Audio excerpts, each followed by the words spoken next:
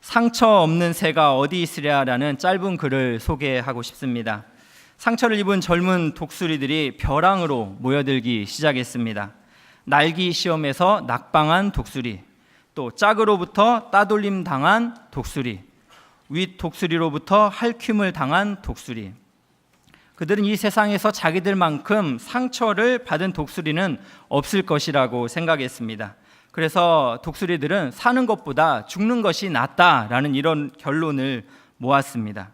이때 파수를 보고 있던 독수리 중에 그 영웅 독수리가 손살같이 내려와서 이들에게 이렇게 말합니다. 왜 자살하려고 하느냐? 자살하려던 독수리들이 말합니다. 괴로워서요. 영웅 독수리가 이런 말을 했습니다. 나는 어떤가? 상처 하나 없을 것 같지? 몸을 봐라 하면서 날개를 펴자 여기저기서 빗금 상흔이 나타났습니다. 이건 날기 시험 때 솔가지에 찢겨 생긴 것이고 이건 윗 독수리들에게 핥힌 자국이다. 그러나 이것은 겉에 드러난 상처에 불과하다. 마음의 빗금 자국은 헤아릴 수 없다. 영웅 독수리가 조용히 말합니다. 일어나 날졌구나. 상처 없는 새들이란 이 세상에서 나자마자 죽은 새들이다. 살아가는 우리 가운데 상처 없는 새가 어디 있으랴라는 이런 짧은 글이었습니다. 여러분, 저는 이 짧은 글에서 정말 상처 없는 새들이란 이 세상에 나자마자 죽은 새들이다라는 이 영웅 독수리의 말처럼 이 세상에서 상처 없는 사람이란 아마 나자마자 죽은 사람이 아닐까라는 이런 생각을 했습니다. 죄로 오염된 이 세상을 우리가 살아가다 보니까 우리도 알고 모르게 또 말이나 행동으로 상처를 주기도 하고 상처를 받는 경우가 굉장히 허다합니다. 대한정신건강의학회에서 2015년에 발표한 자료에 의하면 성인의 절반 이상이 자기의 분노를 잘 조절하지 못한다라는 이런 충격적인 보고를 했습니다. 그중에 10%는 당장 치료를 받지 않으면 안 되는 분노 조절 장애이고 충동 조절 장애이다라는 이런 말을 했습니다. 여러분, 우리 성인 사람의 50%가 자신의 분노를 잘 조절하지 못한다고 하니까 이 분노 조절에 실패함으로 나타나는 이 사회적인 현상은 얼마나 막대하겠습니까? 실제로 최근 인터넷 뉴스를 굉장히 뜨겁게 달군 기사가 있더라고요. 한 30대 여성이 70대 그 남성을 길거리에서 폭행한 사건입니다. 폭행 이유를 물었더니 기분 나쁘게 나를 쳐다봐서요 라고 이렇게 대답을 했어요. 와, 이거 정말 웃을 수도 없는 일이죠. 30대 여성이 70대 노인을 그렇게 길거리에서 마구잡이로 폭행했다라는 것입니다. 여러분, 이처럼 우리 사회가 참 상처를 주고 상처를 받는 사회입니다. 그러다 보니까 하나님의 꿈을 꾸는 사람들도 이 땅에서 참 상처를 받아서 여기 오늘 도입에 이야기했던 이 상처받은 독수리처럼 벼랑 끝에 모여서 마지막을 생각하는 그런 일들도 허다한 것 같습니다. 저는 오늘 창세기의 말씀을 살펴보면서 이 요셉이 하나님의 꿈을 꾸는 사람으로서 자신이 상처를 입었을 때 그 상처를 어떻게 극복을 했고 자기에게 상처를 준 사람에게는 어떻게 반응했는지 오늘 말씀을 통해서 살펴보는 은혜가 있기를 원합니다. 먼저 꿈의 사람이 상처를 받았을 때 첫 번째로 우리는 선으로 바꾸실 하나님을 신뢰해야 합니다. 여러분, 구약 성경에서 상처받은 사람이라고 우리가 생각하면 정말 요셉을 생각하기 쉽습니다. 그러면 요셉이 받은 상처의 종류를 크게 세 가지로 이야기할 수 있을 것인데요. 첫 번째는 가족들에게 받은 상처입니다. 형들이 요셉을 죽이기로 공모하지 않습니까? 요셉이 꿈을 꾸고 이야기하니까 그 꿈을 시기하고 질투해서 결국 요셉을 구덩이에 가두고 죽이기로 공모하면서 자신들은 구덩이 밖에서 음식을 먹는 그런 정말 형들로서는 할 수 없는 그런 상처를 요셉에게 주고 있습니다. 또 요셉이 받은 두 번째 상처는 주인 보디발에게 받은 상처입니다. 요셉은 보디발의 집에 10년에서 11년 정도를 그렇게 거하고 있었습니다. 그런데 주인 보디발이 보기에도 요셉은 여호와께서 함께 하셔서 항상 범사에 형통하였더라 이런 생각을 했는데 어느 날 자기의 아내가 성추행을 당했다라는 이런 이야기를 듣자 바로 이 요셉을 어떻게 합니까? 감옥에 넣어버리는. 그래서 그렇게 신뢰하며 10년 이상을 섬긴 그 요셉은 주인 보디발에게 사건의 전황은 그렇게 잘 살펴보지도 않고 감옥에 자신을 쳐넣어버리는 심각한 배신을 당하는 것을 우리가 보게 됩니다. 세 번째로 요셉이 받은 상처는 바로 자신이 은혜를 입힌 자, 바로 술 맡은 관원장에게 받은 상처입니다. 요셉이 감옥에 있을 때 그 감옥 안에 때마침 술 맡은 관원장과 떡을 굽는 관원장이 들어오지 않습니까? 그래서 요셉이 술 맡은 관원장의 꿈을 해몽해 주면서 너는 다시 바로에게 복직이 되었을 때 나를 기억해 달라라고 이렇게 이야기를 했습니다. 그러나 어떻게 됐습니까? 2년이 지나도 아무런 소식이 없었습니다.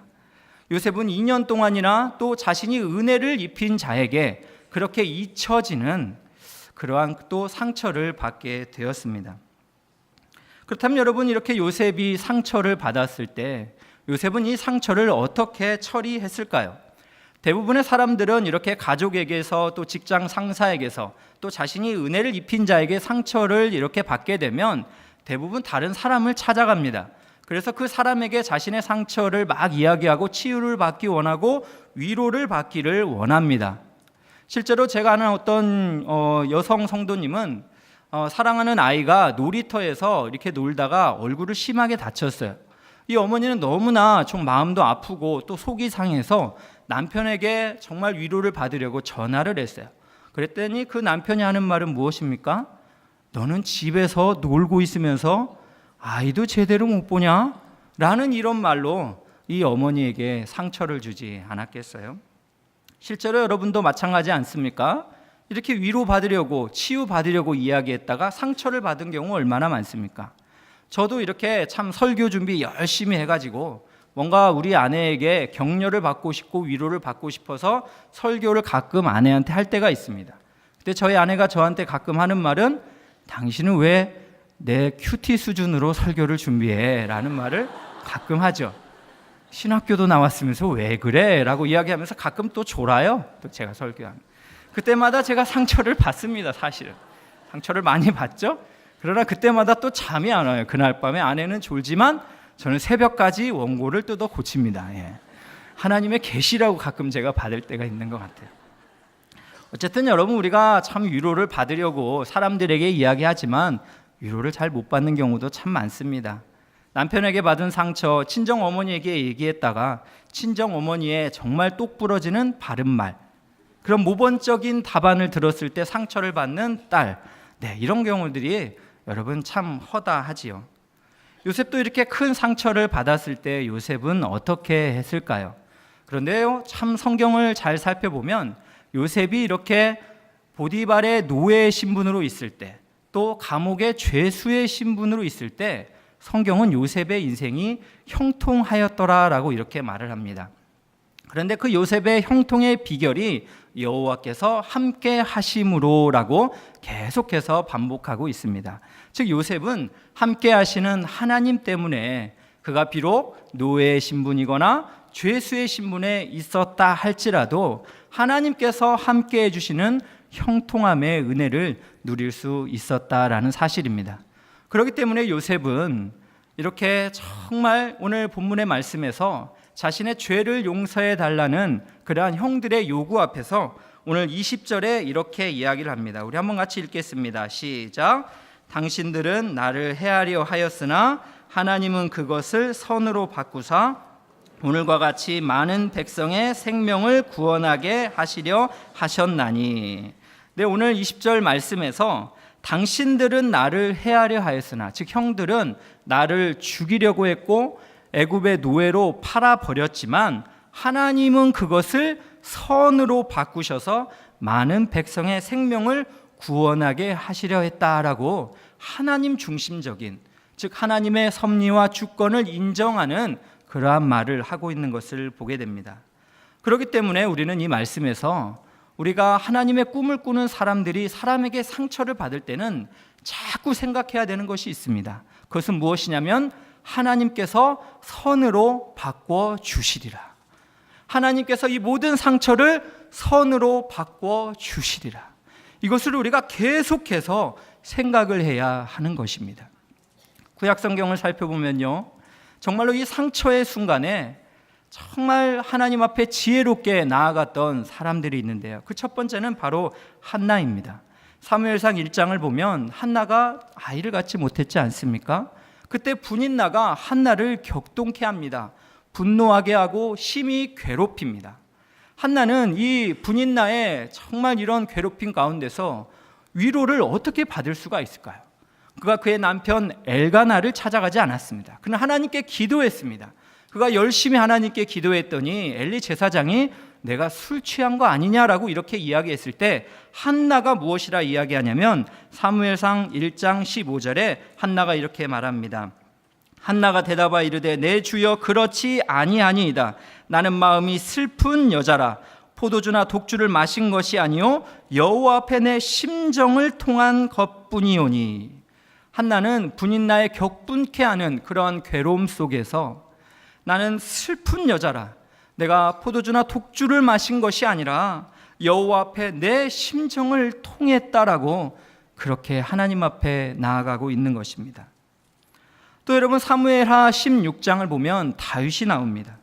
다윗은 자신의 아들 압살롬에게 쫓겨서 도망자의 신세로 도망가지 않습니까?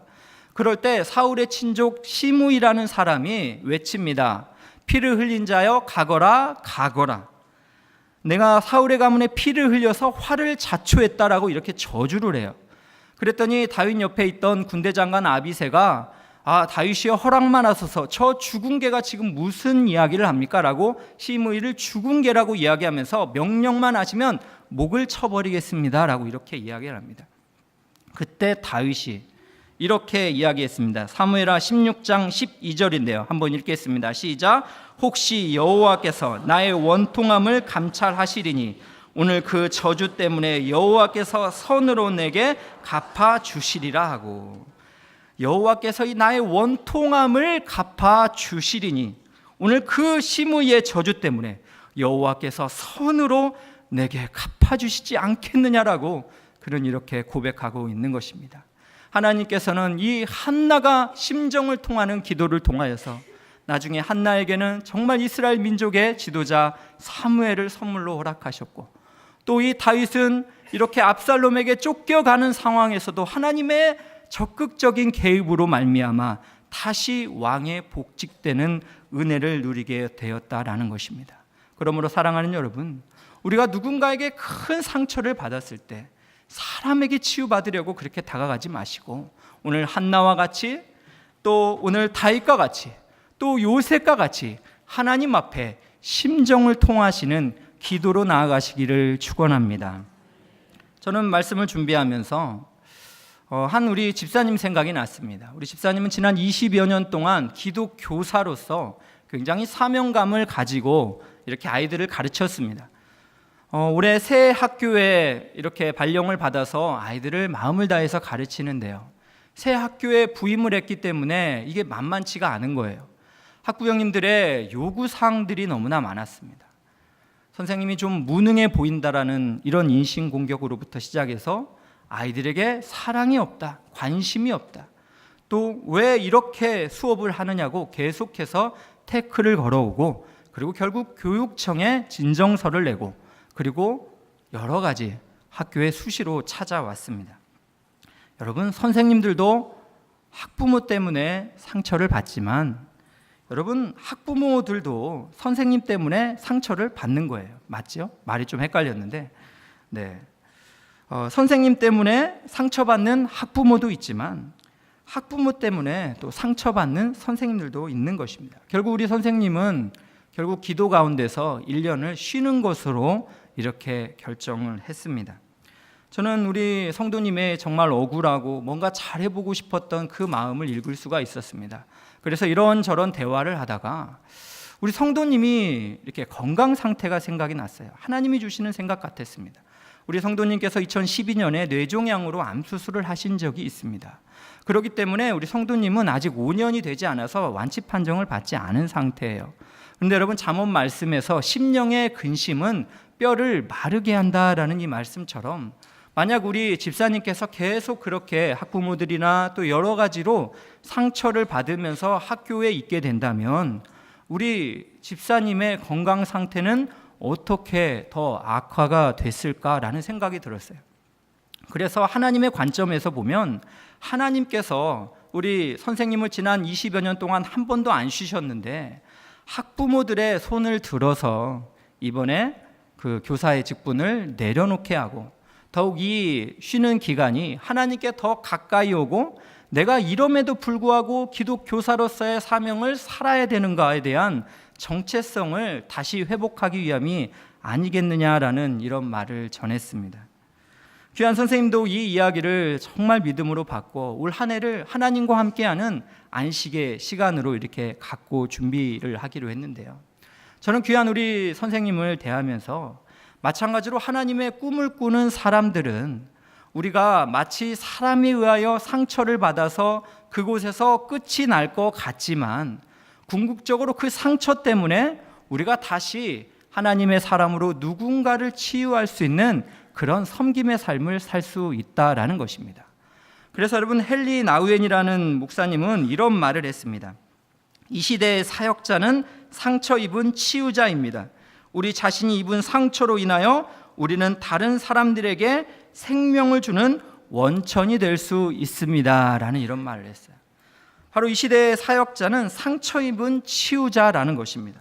그래서 우리 자신이 입은 이 상처로 다른 누군가에게 생명을 주는 원천이 될 수 있다라는 이런 말입니다. 마찬가지로 여러분 하나님의 꿈을 꾸는 사람들은 그 꿈 때문에 사람들에게 시기와 또 질투와 이렇게 조롱을 받으며 큰 상처를 받을 수가 있습니다.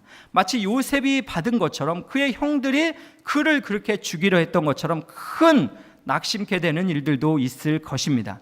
그러나 오늘 요셉이 고백한 것처럼 당신들을 나를 해하려 했지만 하나님께서는 이것을 선으로 바꾸셔서 결국 많은 사람의 백성들을 구원하려 하심이었다라고 이렇게 말하는 것처럼 우리 하나님의 꿈꾸는 사람들도 상처 입은 이런 상황 속에서 진정으로 다른 사람들을 살리기 위한 하나님의 그 선하신 계획이신 것을 믿음으로 받으시기를 주님의 이름으로 축원합니다. 오늘 두 번째로 상처 입은 꿈의 사람이 기억할 두 번째는 하나님의 긍휼을 구하고 선을 행해야 한다라는 사실입니다. 이희로 목사님의 저서 버려진 것이 아니라 뿌려진 것이다 라는 책에는 아담과 이브의 동상에 대한 이야기가 나옵니다. 어느 동상에 아담과 이브라는 두 동상이 있었다고 그래요. 그런데 수백 년 동안 그대로 있으니까 하루는 하나님께서 내가 너희들을 사람으로 만들어 주겠다. 너희들이 사람으로 되면 서로 사랑하면서 행복하게 살아라 라고 말하면서 이 두 동상을 사람으로 바꿔주셨다라는 이야기예요.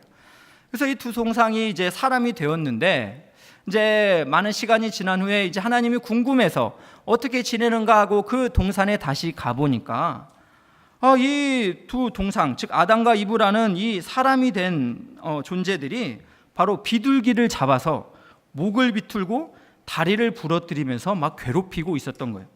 그래서 하나님이 다급한 마음에 왜 너희들 사랑하며 살려고 했는데 비둘기가 너한테 뭐 원수졌니? 왜 비둘기 막 다리를 비틀고 목을 막 붙잡고 왜 이렇게 괴롭히고 있니? 라고 이렇게 물어봤더니 이 두 동상이 이렇게 말했습니다.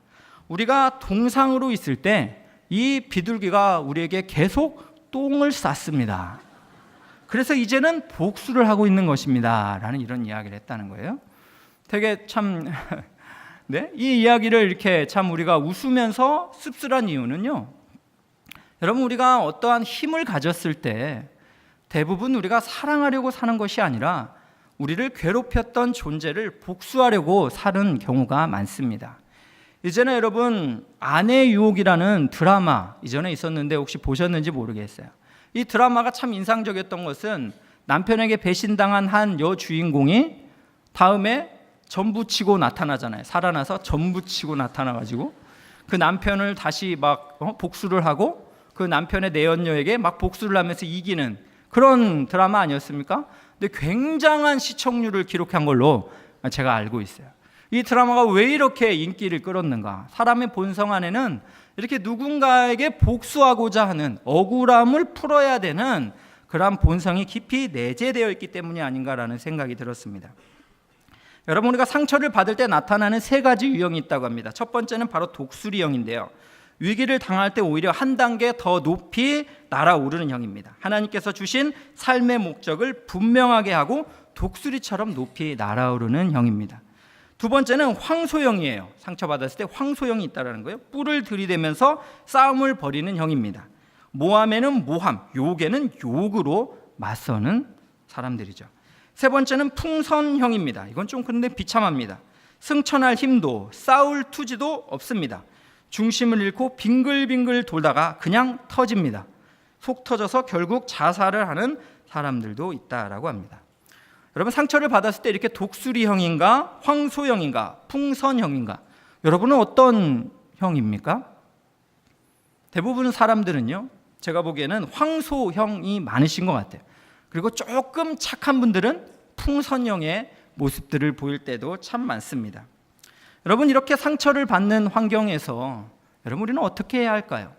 요셉은 오늘 본문 19절에서 이렇게 말합니다. 요셉이 그들에게 이르되 두려워하지 마소서, 내가 하나님을 대신하리이까 라고 이렇게 말을 합니다. 즉, 용서를 구하는 형들에게 두려워하지 말라라는 것입니다. 내가 하나님을 대신하리이까 라는 말 속에서 요셉은 형들에 대한 이 죄를 자신이 심판하지 않겠다, 그래서 내가 하나님을 대신할 수는 없습니다 라고 말을 하고 있는 것입니다. 또 그는 21절에 어떻게 말합니까? 우리 한번 같이 읽어보도록 하겠습니다. 시작. 당신들은 두려워하지 마소서, 내가 당신들과 당신들의 자녀를 기르리이다 하고 그들을 간곡한 말로 위로하였더라. 여기서 여러분, 기르리이다 라는 말이 무엇입니까? 무슨 뜻입니까? 보살펴 주겠습니다 라는 뜻입니다. 또 간곡한 말로 위로하였더라, 이 말은 따뜻한 말로 형들을 안심시켰다라는 의미입니다. 요셉은 지금 창세기 50장에서 벌써 두 번째 형들이 자신의 죄를 용서해달라고 찾아오는 광경을 대하고 있는 것입니다. 왜냐하면 이미 창세기 45장을 보면 야곱이 살아있을 때 요셉의 형들이 자신의 죄를 용서해달라고 요셉에게 이렇게 요청했던 적이 있습니다. 그래서 요셉은 형들의 죄를 이미 용서했습니다. 그런데 그의 아버지 야곱이 죽으니까 이 형들은 이제 의심하기 시작한 거예요. 아, 요셉이 이제 아버지가 죽이니까 나를 죽일 것이야 라고 이렇게 두려워 떨기 시작했습니다. 그래서 그들은 거짓으로 말을 만들어서 아버지 야곱이 살아있을 때 우리 죄 용서해달라고 말을 했다라고 말을 하면서 이렇게 이야기를 하고 있는 것입니다. 요셉은 굉장히 속이 상했을 거예요. 왜냐하면 이미 용서를 했는데 다시 용서해달라고 말을 하고 있는 거 아닙니까? 그것은 무슨 말이에요? 요셉은 형들을 형제로 여겼지만 형들은 요셉을 형제로 여기지 않았습니다. 여전히 애굽의 국무총리요, 힘을 가진 통치자라고 여겼다라는 것입니다. 그래서 요셉이 정말 홀로 슬피 우는 장면이 오늘 본문에서 우리가 살펴보고 있는 것입니다. 우리가 이렇게 정말 우리를 상처를 준 사람들, 또 우리가 용서했음을 믿지 못하고 다시 우리에게 두 번째 상처를 주는 사람들에 대해서 여러분, 우리가 어떻게 해야 할까요?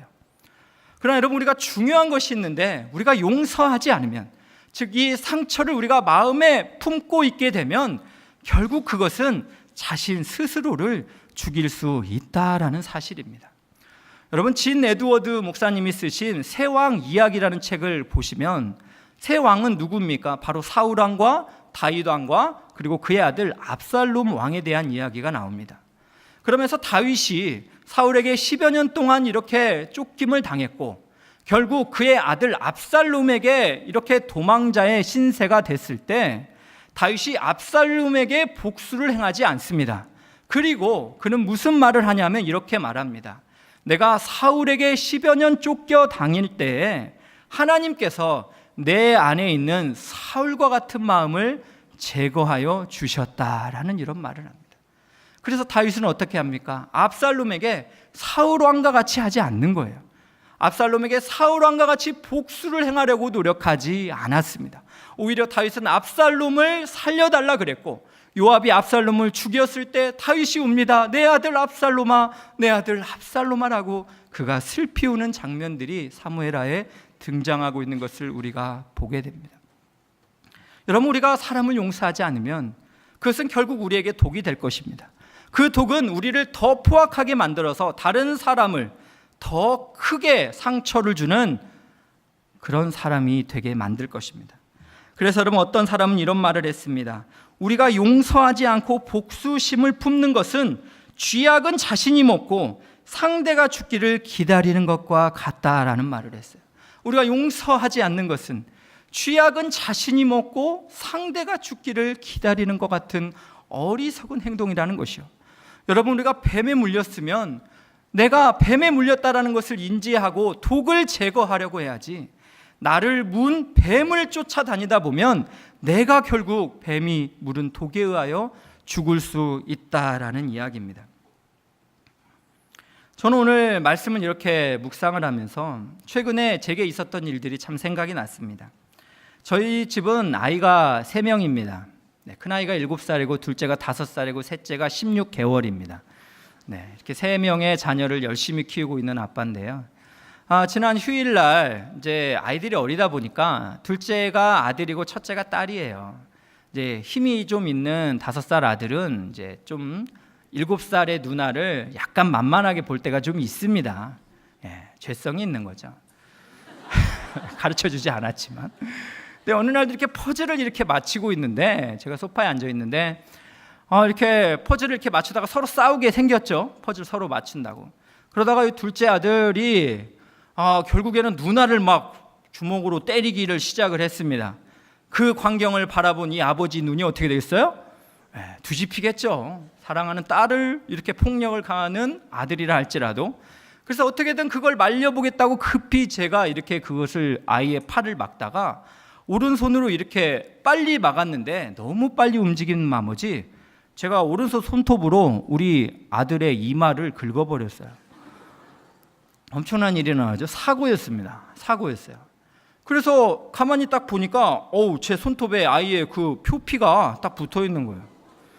그 순간 얼마나 미안했는지 몰랐어요. 정말 미안했어요.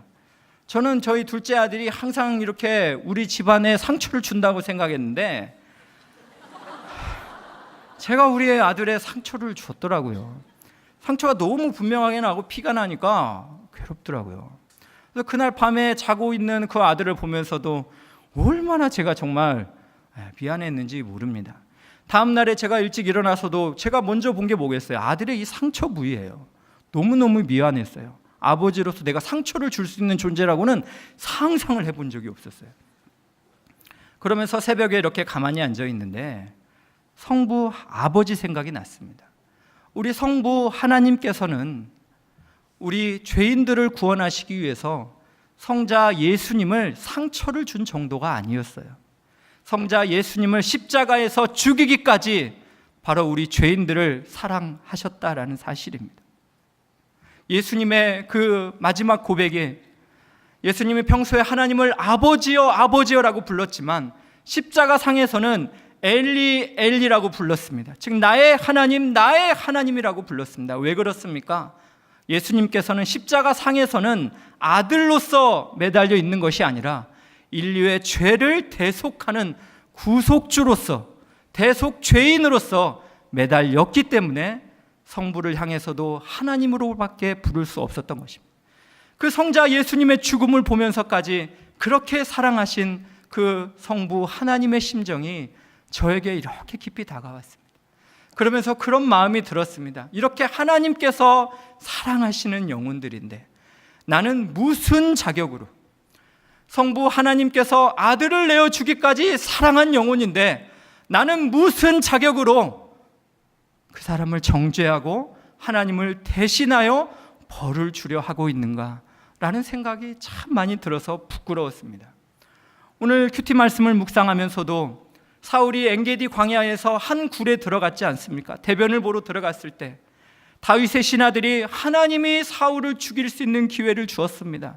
이제 이 지긋지긋한 추격전을 끝내십시오라고 말했을 때 다윗이 무엇이라 말합니까? 하나님께서 기름 부음 받은 자, 하나님께서 기름 부어준 자를 내가 죽일 수 없다라고 말을 하면서 옷자락을 베고 있습니다. 그리고 자신이 옷자락을 벤 것 때문에 가슴이 아파서 그렇게 대성통곡하고 있는 다윗의 모습을 우리가 보고 있지 않습니까? 마찬가지로 하나님께서 사랑하셔서 독생자 예수 그리스도와 바꾼 사랑하는 귀한 영혼들, 여러분, 우리가 무슨 자격으로, 우리가 무슨 권리로 그분들을 정죄하고 그분들에게 그렇게 대신 벌을 줄 수 있겠습니까? 그래서 데살로니가전서 5장 15절에는 이렇게 말합니다. 삼가 누가 누구에게든지 악으로 악을 갚지 말고 서로 대하든지 모든 사람을 대하든지 항상 선을 따르라. 그렇습니다. 보복은 결코 그리스도인의 모습이 아닙니다. 예수님은 산상수훈에서 이웃을 사랑하고 원수를 위하여 기도하라라고 우리에게 명령하셨습니다. 그러므로 사랑하는 여러분, 상처를 준 그 사람에게 보복하겠다라는 마음을 내려놓으시기를 축원합니다. 오히려 그를 위하여 긍휼히 여길 수 있는 마음을 하나님께 달라고 기도해 주시고, 그에게 계속해서 상처를 받을지라도 선으로 행하시는, 왜냐하면 이 모든 상처를 선으로 바꾸시를 하나님을 기대하면서 그렇게 행하시는 여러분 되시기를 주님의 이름으로 축원합니다. 결론을 맺겠습니다. 오늘 이곳에 오신 성도님들, 말로 다 할 수 없는 상처를 받은 분들이 있으실 것입니다. 또 때로는 인정하고 싶지 않지만 나도 모르게 누군가를 상처를 준 기억이 떠올라서 미안하다고 말할 그런 자신은 없고, 하나님 불쌍히 여겨달라고 밖에 기도밖에 할 수 없는 그런 분들도 분명히 있을 것입니다. 그때의 말로 선하신 하나님을 그렇게 붙드시기를 축원합니다. 로마서 8장 28절에 이런 말씀이 있습니다. 함께 읽겠습니다. 우리가 알거니와 하나님을 사랑하는 자, 곧 그의 뜻대로 부르심을 입은 자들에게는 모든 것이 합력하여 선을 이루느니라. 이 말씀의 주어가 무엇입니까? 하나님이시지 않습니까? 하나님이 이 모든 것이 합력하여 선을 이루게 하시겠다라고 약속하셨습니다. 그렇기 때문에 하나님께서 선으로 바꾸시지 못할 상처라는 것은 없습니다. 선으로 바꾸신 하나님을 의지하시면서 상처받은 환경에서도 여러분, 하나님을 의지하시면서 잘 믿음으로 극복하시고, 또 상처를 준 사람에게도 하나님의 긍휼을 구하면서 선으로 행하시는 여러분 모두 되시기를 주님의 이름으로 축원합니다.